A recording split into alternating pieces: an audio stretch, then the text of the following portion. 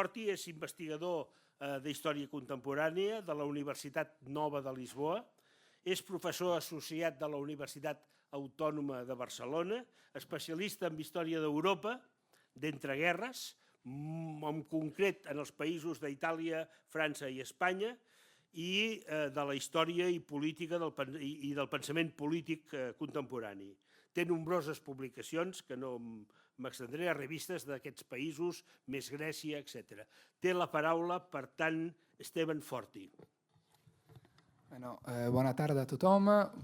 Muchas gracias, Antoni, para la presentación. Gracias a la invitación también a Alejandro, que está ahí en la sala. Y siento en primer lugar no haber estado esta mañana, pero hoy se juntaron dos congresos y así también luego os dejaré antes de que se acabe la sesión. Me sabe muy mal, pero no había otra forma. He traído un PowerPoint para acompañar a la intervención de hoy.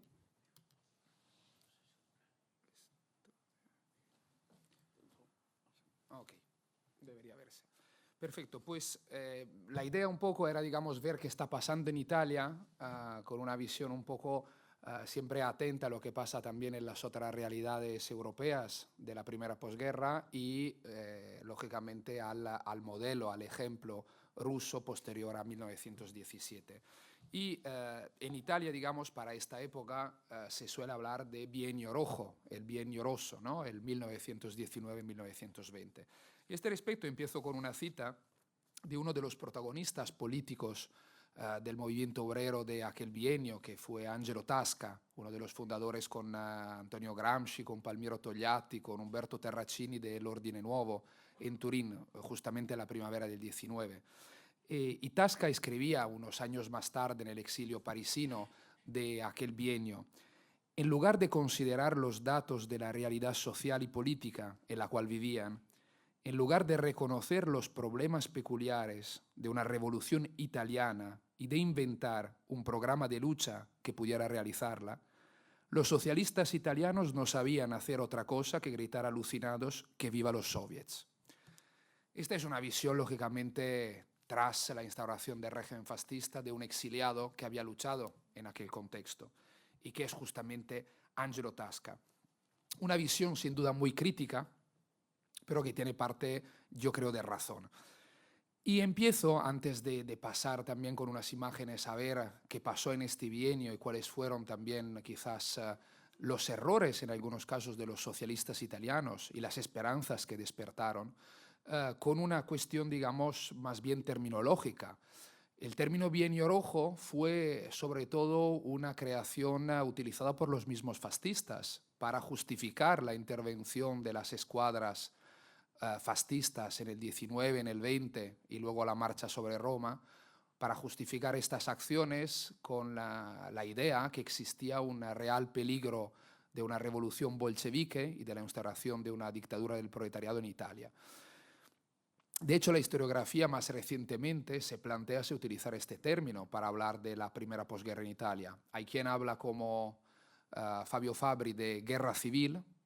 diciendo que el 19, 20, 21 fueron los orígenes de la guerra civil que luego tuvo lugar en el 43-45 en Italia. Hay quien habla de contrarrevolución preventiva, utilizando también una expresión ya en boga en la época, acuñada por un anarcosindicalista, Luigi Fabbri, o quien habla como Claudio Natoli de reorganización autoritaria del Estado. Es decir, el debate ha vuelto a ponerse tras unos años que estaba menguando sobre este periodo histórico, la primera posguerra, otra vez de actualidad. Y de momento, digamos, hay un debate abierto sobre cómo llamar este periodo. Yo lo que planteo aquí es que más bien que hablar de un corto bienio rojo, es decir, el 1919, el 1920, quizás sería más interesante pensar estos años hablando de un largo bienio rojo, que empezaría justamente con 1917, con el verano del 17 y con un acontecimiento como esto, las huelgas de Turín, pidiendo el pan por parte, como veis también de la imagen, de los mismos mutilados que habían luchado en las trincheras de la Primera Guerra Mundial, y que es hijo, a fin de cuentas, de las noticias que venían de Rusia. Y un largo bienio rosso que debería más bien llegar hasta casi lindar la marcha sobre Roma. Es decir, un periodo, el Bienio Rojo se llamaba así, para, además de las justificaciones fascistas, para el protagonismo del movimiento obrero en la Italia de aquel entonces, pero el protagonismo del movimiento obrero, con reivindicaciones, huelgas, manifestaciones, presencia institucional del Partido Socialista, no fue solo en el 19-20, sino que abarcó un periodo efectivamente más largo, hasta la llegada al poder de Mussolini en octubre del 22. Y dejar espacio a lo que luego sería de un bienio rojo a un ventenio negro, que es el gobierno fascista. Un periodo, el del 17, que si bien se abre con unas huelgas, lógicamente, que no eran legales, el momento en que Italia estaba luchando en la Primera Guerra Mundial, con un partido socialista no ilegalizado, pero bajo una férrea represión. Recordamos que el Partido Socialista Italiano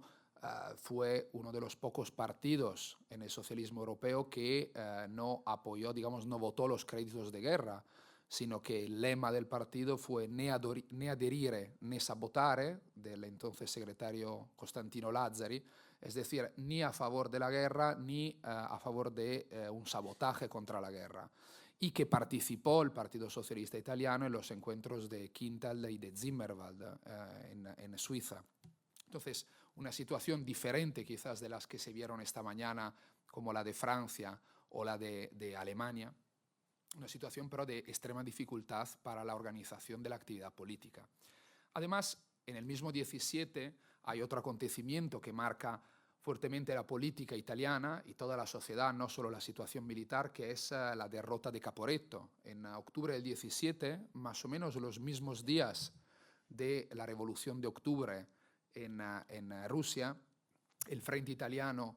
digamos, se rompe y el ejército austrohúngaro llega casi a las puertas de Venecia. La derrota de Caporetto conlleva sobre todo, en primer lugar, un fuerte sentimiento, digamos, patriótico en buena parte de la sociedad italiana, de defensa de la patria invadida, y al otro lado también, digamos, una mayor represión para los que, digamos, luchaban en contra de la guerra, como el Partido Socialista o la Confederación General del Trabajo y otros sectores del movimiento obrero. Lógicamente estamos viendo, digamos, algunos puntos rápidos y no me voy a detener en todo porque si no necesitaríamos quizás un par de días. El 4 de noviembre de 1918 acaba la guerra en Italia. Se firma el armisticio, tenéis aquí una imagen de la victoria de Vittorio Veneto, digamos que es la reconquista de estos territorios invadidos por los austrohúngaros tras Caporetto, y una imagen que además es bastante, digamos, interesante, que es la portada de la Domenica del Corriere, la semana siguiente, donde se ve la victoria que guía al ejército italiano hacia, digamos, las conquistas de la que eran las tierras irredentas. Y de hecho el Bienio Rojo se abre no solo con el protagonismo del movimiento obrero, y ahora entraremos en ello, pero yo creo que es importante tener en cuenta también otros acontecimientos que marcaron ese periodo y creo que también nos ayudan a explicar cómo este gran protagonismo del movimiento obrero en el Bienio Rojo pase a ser en tan solo 2 años, digamos, totalmente otra cosa. Es decir, Italia pasa a ser el primer país donde se instaura una dictadura de tipo nuevo, como la fascista. Y es un mito el de la victoria mutilada. Italia fue uno de los países vencedores de la Primera Guerra Mundial, pero cuajó en la sociedad, azuzado y facilitado por movimientos nacionalistas y de excombatientes, la idea de que era una victoria mutilada. Es decir, en el mapa que veis ahí se ven en rojo las que Italia consideraba las tierras irredentas, es decir, sobre todo Trento y Trieste, en el noreste de la península, que eran los territorios por los cuales Italia decidió entrar en la guerra oficialmente. Pero según los pactos de Londres, Italia debía obtener también otros territorios en la actual costa, digamos, croata, en Dalmacia, pero tras la entrada en la Primera Guerra Mundial de Estados Unidos y los puntos de Wilson, digamos, Wilson no reconoció el tratado secreto de Londres, y entonces Italia, según Wilson y según luego lo que se estableció en los pactos de paz de París del 19, no obtenía todo lo que pensaba haber debido obtener por el esfuerzo bélico. Entonces se creó este mito de la victoria mutilada que se suma a todas las problemáticas de un país que sale tras prácticamente 4 años de esfuerzo bélico, la crisis económica, el problema de reconvertir una economía de guerra en una economía de paz, las consecuencias de las promesas de la guerra, lo que se prometió a los soldados para luchar sobre todo tras Caporetto, la tierra a los campesinos, se llegó a decir por parte no del Partido Socialista o del sindicato, sino directamente de quien propagandaba, publicitaba el esfuerzo bélico para que el ejército no acabara derrotado.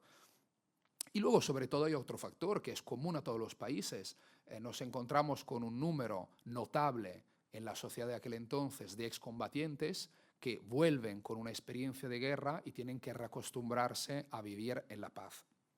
Voy solo a dar 2 datos muy rápidos también para tener en cuenta la situación general. Que los salarios reales entre el 14 y el 19 bajaron del 68%, mientras que el coste de la vida aumentó del 268%. A todo esto, añadir también que en el 19 había más de 300.000 desempleados en una población que no llegaba a 40 millones de habitantes. Entonces, esto es para, digamos, tener unos datos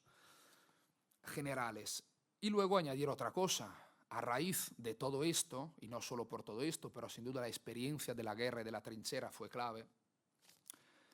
En primer lugar, hay un hecho que marcó el Bienio Rojo, que fue la ocupación de la ciudad de Fiume por parte de los excombatientes guiados por el poeta Gabriele D'Annunzio, que veis en la foto de aquí, que era una de las tierras que el Tratado de Paz no había dado a Italia. Entonces hay una movilización muy fuerte de los sectores nacionalistas y de sectores excombatientes.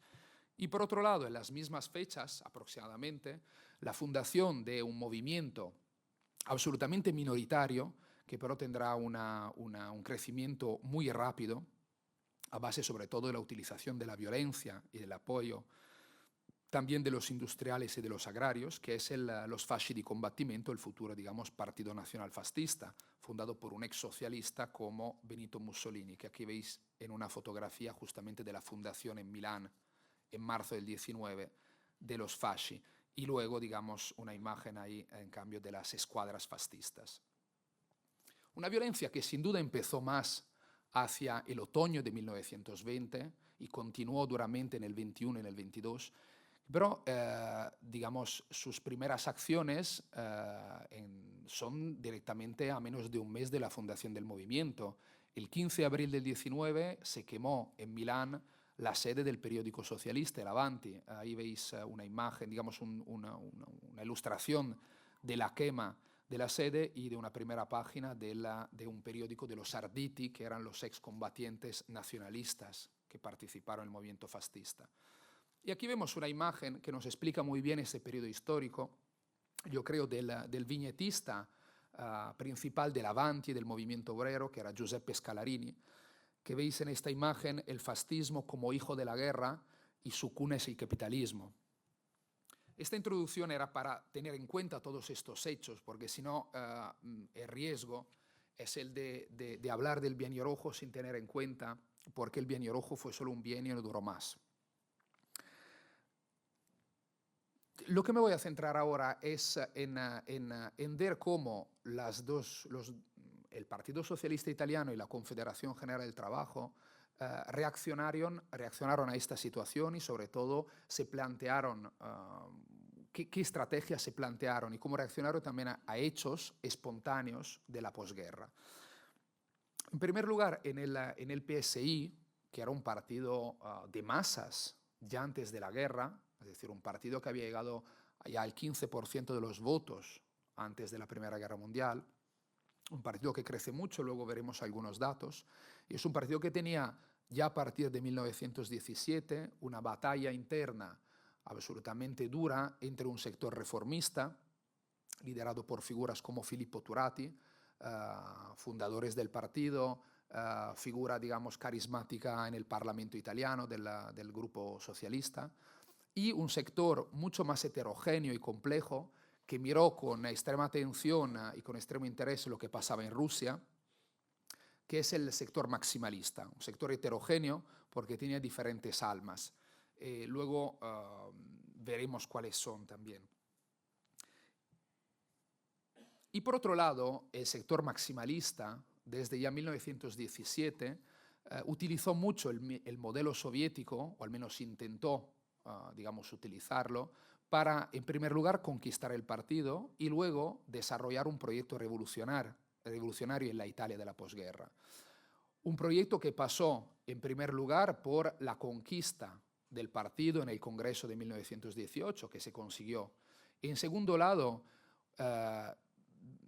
para llegar a un control del sindicato. El sindicato, la Confederación General del Trabajo socialista, había sido siempre muy autónoma respecto al partido. En septiembre del 18, la dirección maximalista de los socialistas italianos consigue llegar a un acuerdo con el sindicato para que la dirección política del movimiento obrero le toque solamente al partido y no al sindicato, que se tiene que ocupar solo de cuestiones conectadas con reivindicaciones de luchas de trabajo. Y por otro lado, otro momento, digamos, en el 19 de esta lucha, que estoy resumiendo muy rápidamente, dentro del Partido Socialista Italiano, fue el control del grupo parlamentario y el control de la estructura del partido. Las federaciones del partido, hasta antes de la guerra, tenían una gran autonomía respecto a la dirección. Entonces, es decir, no existía hasta 1917-18 un partido realmente centralizado. Lo que hace la dirección maximalista del partido a partir del 17-18 es conseguir centralizar, verticalizar el partido mirando al modelo soviético. Y esto se consigue en otoño del 19 entre el Congreso, el 16º Congreso del Partido Socialista Italiano, que se celebra en la ciudad de Bolonia, donde los maximalistas ganan por goleada a los reformistas en el Congreso, y en las siguientes elecciones del 16 de noviembre. Las primeras elecciones con sufragio universal, unas elecciones, digamos, donde la guerra marcó absolutamente la campaña electoral, la guerra, sus causas y sus consecuencias. Aquí vemos una serie de carteles electorales socialistas dibujados por el mismo Scalarini de la época, donde veis que me parecen que ejemplifican muy bien todo esto. En el de la izquierda se puede ver a un padre y una madre que supuestamente han perdido su hijo en las trincheras, que sustituyen la efigie del rey de Italia con una hoz y un martillo y el sol del avvenire. Y abajo se dice, así, digamos, será, digamos, mi forma muchas gracias, de vengarte, hijo mío. Y por otro lado, otro de los grandes lemas del Bienio Rojo, uno fue el fare come in Russia, es decir, haremos como en Rusia. Y el otro era una frase que además, digamos, el origen era en San Pablo, es decir, quien no trabaja no come, quien no labora no mangia. Y aquí veis una imagen donde arriba veis un burgués que no trabaja y un campesino, donde se dice, quien no trabajaba comía demasiado, y debajo, en cambio, ahora, quien no trabaja no come. Y os he puesto un par más porque me parecen que representan muy bien este momento, digamos, y también un poco cómo se estaba moviendo el socialismo italiano en aquel entonces. Veis otra de estas viñetas donde arriba se ve el régimen capitalista, entonces la igualdad entre quien trabaja y quien no trabaja, mientras que abajo, en un régimen distinto, veis que también el cuadro es distinto, en uno es el rey, el otro es la hoz y el martillo, en un régimen bolchevique, la igualdad es solo para quien trabaja. Y al mismo tiempo veis la República de los Soviets como gran modelo al cual mirar, que, digamos, pone los derechos entre quien trabaja y quien no. Entonces, los derechos son solo para quien trabaja. Y estas dos que me gustan especialmente, porque nos conecta otra vez a esta visión que también en el socialismo de aquel entonces en Italia tenía mucho de tradiciones también rurales conectadas con un cierto cristianismo, aunque anticlerical. Y veis veis el Partido Socialista como un Jesús resucitado tras los años de casi legalización de la guerra, pero un Jesús que como aureola tiene el hoz y el martillo, que dice a un fascista, presumimos, ¿no?, con un cuchillo: tú me querías muerto, pero mira, estoy vivo. Y por otro lado veis una persona colgada y se dice el bolchevique San Pablo, porque encima hay una cita que es la cita de San Pablo sobre quien no trabaja no come. Y aquí vemos los resultados de las elecciones. En primer lugar, los resultados son un punto importante en esta estrategia revolucionaria del Partido Socialista, del maximalismo, de control de la estructura, de control del grupo parlamentario tras el sindicato y las secciones y las federaciones del partido a nivel local. Y vemos un dato importante que, digamos, es de tener en cuenta. El Partido Socialista fue el primer partido en Italia, con casi el 33% de los votos, casi 2 millones de votantes, 166 escaños, y con diferencia respecto tanto a los populares, el nuevo Partido de la Democracia Cristiana de Don Luigi Sturzo, que se fundó en aquel entonces, como lógicamente los liberales, los demócratas o los excombatientes. Vemos que la diferencia en porcentaje y número de votos es abrumadora.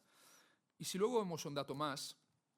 no voy a detallarlo, pero me fijo solo en algunos, respecto a las regiones, vemos cómo en las regiones del centro-norte, en algunas al menos, el Partido Socialista llegó a rebasar o superar el 50% de los votos en noviembre del 19. En Piamonte llega al 50% exacto, en Emilia-Romagna llega al 60,1%. Entonces, es decir, esto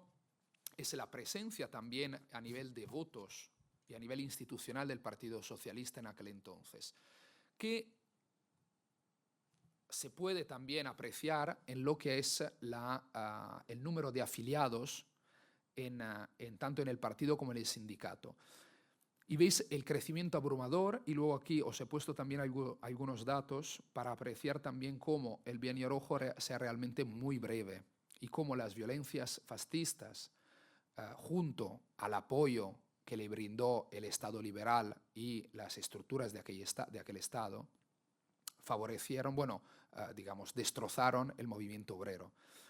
El Partido Socialista pasó de 24.000 miembros en el 18, antes de final de la guerra, a 81.000 en el 19, a 216.000 afiliados en el 20. Y luego veis cómo, también a razón de su escisión entre socialistas y comunistas, pierde rápidamente, en menos de 2 años, más de la mitad de sus miembros. Más o menos de las cifras, digamos, el esquema, digamos, es similar para la Confederación General del Trabajo. De 600.000 miembros llegamos en del 18, en el 20 pasamos a más de 2 millones, que llegan a la mitad cuando Mussolini llega al poder. Y ahí eran datos de la Federterra, que era una organización interna de la Confederación General del Trabajo que organizaba a los trabajadores del campo, y la Bolsa de Trabajo de Milán, una de las más importantes. Era interesante ver cómo estos datos seguían más o menos una misma línea en todos, no solamente en el Partido Socialista o en general en la Confederación, sino también en sus estructuras locales o, digamos, de trabajo. Os he puesto esta imagen de la Lega Proletaria porque yo creo que es uno de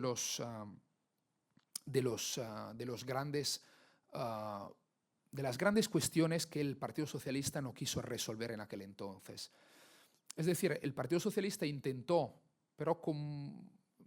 muy a desgana, digamos, organizar los excombatientes, creando la Liga Proletaria de mutilados, inválidos y excombatientes de guerras. Pero una liga proletaria que tuvo vida breve, desde luego, pero que también tuvo una centralidad muy limitada en la actividad del partido.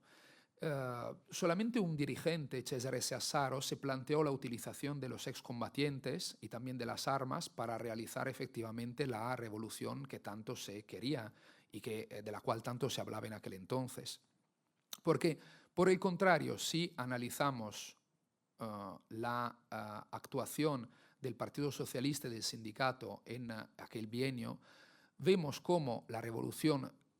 se habló de la revolución, pero realmente no se planteó, y sobre todo no se puso en práctica, y cualquier moto espontáneo o no dirigido desde la dirección del partido en cuanto a movilizaciones, huelgas, ocupaciones de campos y de tierras o de fábricas, o también luchas contra las revueltas espontáneas contra el coste de la vida, no fueron nunca aprovechadas por el partido, sino siempre se intentaron controlar, en primer lugar políticamente, y en segundo lugar también por parte del sindicato, que estas luchas volvieran en los canales de una negociación más o menos, digamos, tradicional hasta un cierto punto. Entonces, donde sí que se podían pedir mejores condiciones de trabajo, menos horas de trabajo, un mejor salario, etcétera, pero nunca se llegó a plantear, ni durante la ocupación de las fábricas de septiembre de 1920, un paso, digamos, a la insurrección armada. Cosa que en cambio sí que hicieron los fascistas. Y la utilización de los excombatientes, Mussolini la tuvo muy bien en cuenta desde todavía la época de las trincheras. En el 17, poco después de la Revolución de Febrero en Rusia, Mussolini planteó el término de trincherocracia, es decir, el poder de las trincheras, refiriéndose a los excombatientes, que intentó justamente, digamos, organizar y movilizar en la posguerra. Cosa que quizás yo creo ha sido la gran falta por parte del movimiento socialista de aquella época. Hubo un intento, sin duda, que fue también, además de la Lega Proletaria, el de los Arditi del Popolo, una serie, digamos, de escuadras organizadas por el Partido Comunista y por sectores del sindicalismo revolucionario que decidieron luchar con las armas contra la violencia de las escuadras fascistas. Su líder, digamos, principal fue Argo Secondaria, aquí veis una foto, pero fueron sin duda menores y no fueron nunca defendidas por la dirección del partido. Una de las imágenes también que podíais ver en la prensa socialista de la época respecto al 1920 que empezaba, y aquí veis algunos de los líderes de los cuales os hablaba. Nicola Bombacci fue un personaje sin duda peculiar porque acabó fusilado con Mussolini tras haber abandonado el comunismo y haber abrazado el fascismo, pero fue el dirigente principal, uno de los dirigentes principales del socialismo italiano en la primera posguerra. Fue el secretario político del Partido Socialista Italiano, fue el enviado del PSI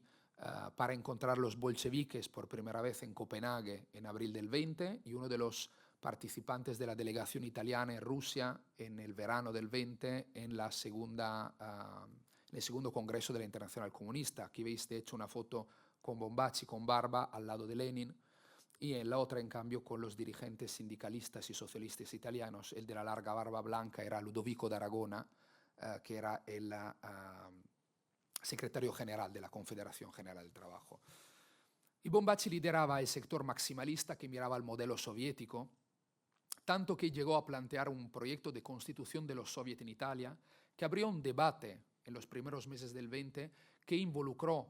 muy intensamente todo el partido. Y a partir de este proyecto de constitución de los soviets en Italia, realmente el Partido Socialista mostró cuáles eran sus diferentes almas y cuáles serían luego las siguientes escisiones del partido, entre un alma maximalista que miraba al modelo soviético,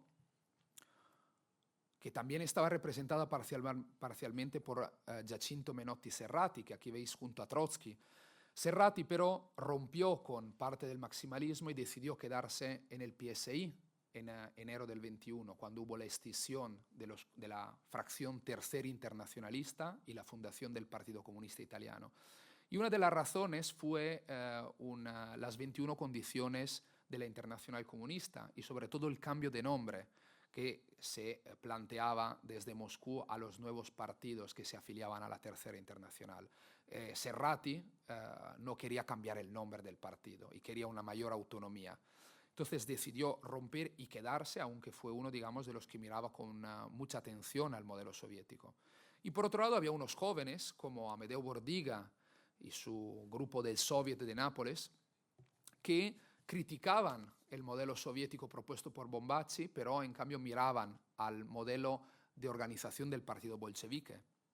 O teníamos luego quizá los más lúcidos lectores de esa época, que era el grupo del Ordine Nuovo de Turín, fundado en mayo del 19 por algunos jóvenes dirigentes socialistas, como aquí veis a Gramsci, a Tasca, a Terracini y a Togliatti en sus años mozos, digamos, ¿no? Un Togliatti así con bigote es difícil, ¿no? Imaginárselo, que la imagen más famosa son las más tardías, ¿no? Tras de la guerra, Segunda Guerra Mundial. Pero luego había también los reformistas de Turati, que en cambio abogaban por una vía, digamos, kautskiana. Perfecto, voy cerrando ya. Aquí veis otras de los momentos claves de aquel bienio, que fue la huelga de los trabajadores del ferrocarril en enero del 20, o la huelga de los sciopero delle lancette, la huelga, digamos, por el cambio de la hora en marzo del 20 en Turín, que fue, digamos, defendida por el Ordine Nuevo y no apoyada por el Partido Socialista, o la gran ocupación de las fábricas de septiembre de 1920, con la cuestión clave, sobre la cual no tengo tiempo de entrar, de los consejos de fábrica, que era la gran cuestión. Aquí veis una imagen del consejo de fábrica de la Fiat, la gran empresa automovilística de Turín, que se contraponía tanto a las comisiones internas defendida por el sindicato, como al proyecto de crear unos soviet en Italia sobre el modelo bolchevique de parte del maximalismo. Cerrando ya, que voy ya un poco tarde, lo siento Antonio, ahora cierro ya, un minuto,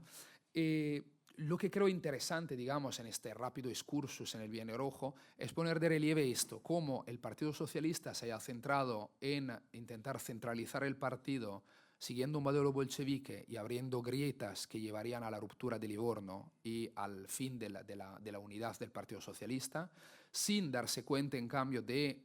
ocupaciones de tierra y de fábricas y movimientos espontáneos que podían ser utilizados para realmente llevar a cabo una insurrección revolucionaria, si eso era lo que se quería. Y por otro lado, lo mismo, más de lo mismo con la Confederación General del Trabajo, donde en vez, digamos, que canalizar estas huelgas, estas manifestaciones, estas ocupaciones hacia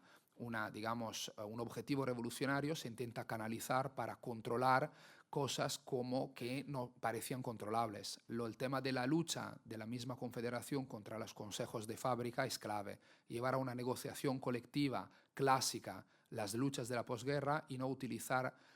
estas luchas para plantear el problema del poder y de la gestión del poder en las fábricas y en los lugares de trabajo. Y con esto acabo con una imagen que es la de lo que es el fin del corto bienio rojo, es decir, la primera escisión de lo que era el gran movimiento socialista italiano, el nacimiento del Partido Comunista en enero del 21 en Livorno, momento en el cual se cierra el bienio rosso y sobre todo han empezado ya las duras violencias de las escuadras fascistas que durante el 21 llegarán a clausurar el 80% de los ayuntamientos gobernados por los socialistas. Muchas gracias.